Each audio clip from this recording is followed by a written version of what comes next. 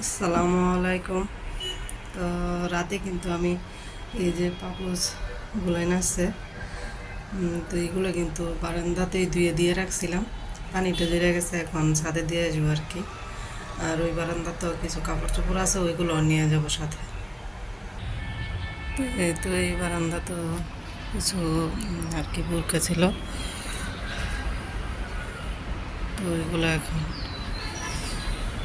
ছাদে যাব নিয়ে। কাপড় চোপড় নিয়ে কিন্তু আমি সকাল সকাল ছাদে চলে আসছি লাড়ার জন্য। তো যেহেতু রৌদ্র উঠতেছে ভালো, তো সকাল সকাল কাপড় রোদ্রে শুকাইতে দিয়ে যাব আর কি। তো যারা যারা আমার ভিডিওটি দেখতেছেন প্লিজ মনে করে একটা লাইক দিয়ে দিবেন। আর যারা আমার চ্যানেলে আজকে নতুন এসেছেন, যাদের কাছে এরকম লাইফস্টাইল ব্লগ ভালো লাগে, চাইলে কিন্তু চ্যানেলটি ভিজিট করে দেখতে পারেন। চ্যানেলটি সাবস্ক্রাইব করে আমার পাশে থেকে যেতে পারেন। নোটিফিকেশন অন করে রাখবেন যাতে ভিডিও ছাড়ার সাথে সাথে আপনাদের কাছে পৌঁছে যায় এবং মূল্যবান সময় বের করে দেখে নিতে পারেন। আর যারা এই কাজটি করে নিয়েছেন তাদেরকে অসংখ্য ধন্যবাদ। তো আমি রান্না বসাবো, কুটাকাটি করতেছি এদিক দিয়ে। তো এদিক দিয়ে বাঁধাকপি কুটে নিছি, আর সাথে ফুলকপিটাও কুটে নিতেছি আর কি। তো সব কিছু কুইটে একবারে সব রেডি করে তারপর রান্নাটা বসাবো। তো এদিক দিয়ে ফুলকপি, পাতাকপি, মাছ, রসুন, তারপর আছে ধনিয়া পাতা আর টমেটোটো কেটে নিয়েছিলাম, তো সেটা এই জায়গায় রাখতে মনে ছিল না, এই আর কি। তো আমি কিন্তু এই যে বাঁধাকপি বসাবো, কড়াইতে তেল দিয়ে দিলাম। আর মাছের মাথা দিয়ে আজকে রান্না করব। তো মাছের মাথাটা প্রথমে তেলে দিলাম, একটু ভাজা ভাজা করবো আর কি। নয়তো কাঁচা মাছ দিয়ে রান্না করলে একটু আষ্টে গন্ধ হয়, সেজন্য এখন শুধু একটু লবণ দিয়ে ভাজা ভাজা করে তারপর রান্না করব। তো এখন কিন্তু আমি হলুদ, মরিচ, পেঁয়াজ, রসুন সব কিছু দিয়ে ভালোভাবে কষিয়ে নিব।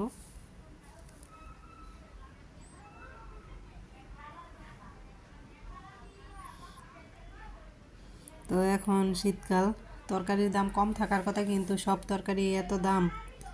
এই দিনে কিন্তু টমেটো, তারপর উশি, ফুলকপি, বাঁধাকপি এসব জিনিসের দাম কিন্তু, সবজির দাম কিন্তু খুবই কম থাকে, কিন্তু এইবার সেটা না।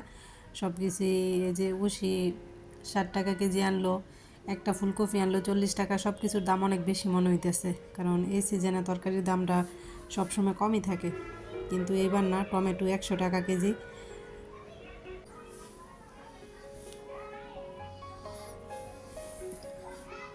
তো ফুল পাতাকপিটা বসাই দিয়েছি আর কি, একটু হয়ে আসছে। এখন কাঁচামরিচ, টমেটো আর একটু পর ধনিয়া পাতা দিয়ে বাজিটা নামায় রাখবো। তো শীতকালে সব সবজি কিন্তু ভালো লাগে খাইতে। এই যে কয়েকদিন পর গরম আসবে, তখন এই ধুন্দুল, তরই, এটা সেটা বাড়ইব, ওই দিনের তরকারি তত একটা খাইতে ভালো লাগে না।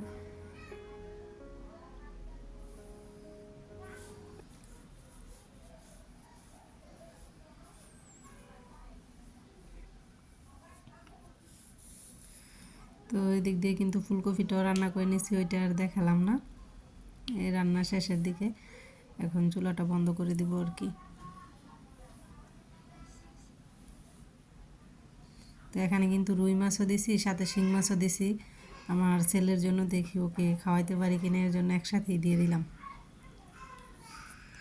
তো আমাদের ঘরে কিন্তু বেশ কয়েকদিন ধরে তেমন একটা শীত নাই, গরম গরম ভাব।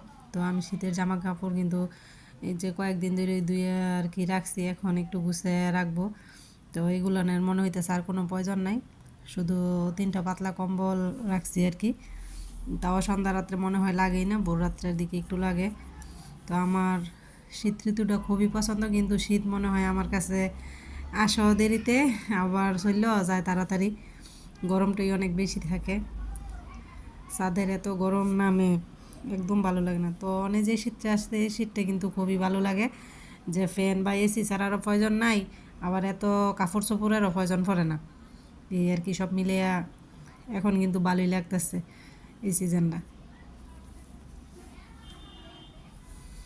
তো আমি কিন্তু কাপড় চোপড় সব আর কি ট্রলিতে বইরা তারপর ফল ছাদের উপরে তুলাইয়া রাখবো, সেজন্য গুছাই নিতেছি।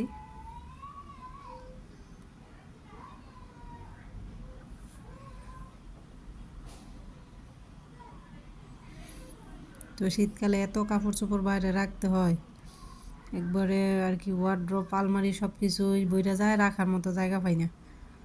তো এখন শীত কমতেছে যেহেতু, এখন তুলে রাখলে, তো টলিগুলো এনে বইরা রাখলে তো এদিক দিয়ে একটু খালি হইব আর কি। তো এখন পর্যন্ত যারা আমার ভিডিওতে একটি লাইক দেননি, প্লিজ একটা লাইক দিয়ে দিবেন। আপনার একটি লাইক আপনার মতো আরও অনেকের কাছে পৌঁছে দিতে সাহায্য করবে আমার এই ভিডিওটি।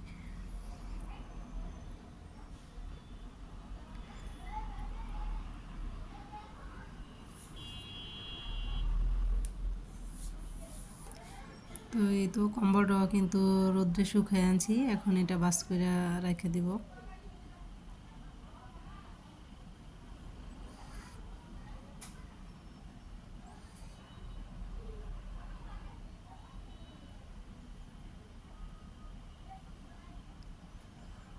তো কম্বল কিন্তু আমি ব্যবহার করছি যে ধুইতে পারিনি, কারণ বাড়ি কম্বল ধোয়া সম্ভব না আমার পক্ষে একা। তো সবসময় ওর বাবা যখন বাড়িতে আসে তখন কম্বল টম্বল দিয়ে দিয়ে যায় আর কি। তো এর আগে শুধু একবার আমার বড় বোনের ছেলেরে নিয়ে ধুইছিলাম। তো ওরা বউ বলতেছে যা কম্বল টম্বল আছে রাইখে দাও, তো যখন আমি বাড়িতে আসবো তখন দেয়া যাইব না কী করা যায়। তো সেই জন্য আর আর কি ধুই নাই বা ধোয়ার চেষ্টাও করি নাই। ধুইয়া আমি এগুলা আর কি ছাদে নিয়ে লাড়া শুকাই আনাটা অনেক ঝামেলার ব্যাপার। তো এমনিতেই রোদ্রে দিয়ে শুকাই তুলে রাখলাম, ইনশাল্লাহ ওরা বউ বাড়িতে আসলে তখন আর কি যেই কম্বলগুলো ময়লা হয়েছে ওইগুলো ধুয়ে দিব। আর যেই পাতলা কম্বলগুলো আছে ওইগুলো হয়তো বা আমি নিজে নিজেই ধুয়ে রাখতে পারি।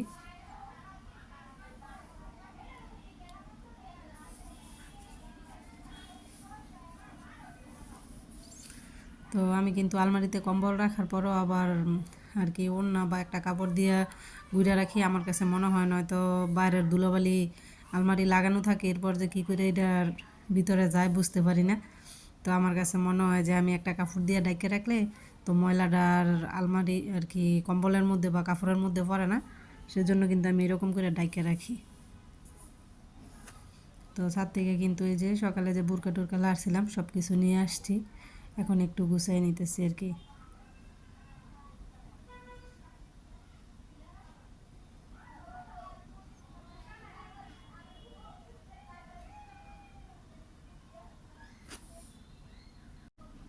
তো কালকে কিন্তু ওই যে বুরকা দুইটা বের করছিলাম, কারণ আমার ননাসের মেয়ের জামাই আর কি হাত থেকে পাউডার একটু বাঁকা হয়ে আর কি কাইতে হয়ে গেছে, তো ওইখান থেকে পায়ের আঙ্গুলের আড্ডি ভেঙে গেছে আর কি। তো দেখার জন্য গেছিলাম, তো বিকালে গেছি, তো আস্তে আস্তে একটু সন্ধ্যা হয়েছে। তো রাস্তায় এত পরিমাণ জ্যাম আর ধুলাবালি ছিল, সব কিছু বালু বইরা একবারে স্বাদ হয়ে গেছে। রাস্তার পাশ দিয়ে আসছি যে গাড়ি গেছে একবার স্বাদ হয়ে গেছে। তো যাওয়ার সময় গেছি রিক্সা দিয়ে, কিন্তু আসার সময় আর আর কি ও হ্যাগো বাড়িতে না বের হয়ে আর গাড়ি পাইনি। মেন রোডে আসার পর তো আর অল্প একটু জায়গা, তো হাইটেই আসলাম। তো ময়লায় সব কিছু ভরে গেছিলো। তো সবাই ভালো থাকবেন, আল্লাহ হাফেজ।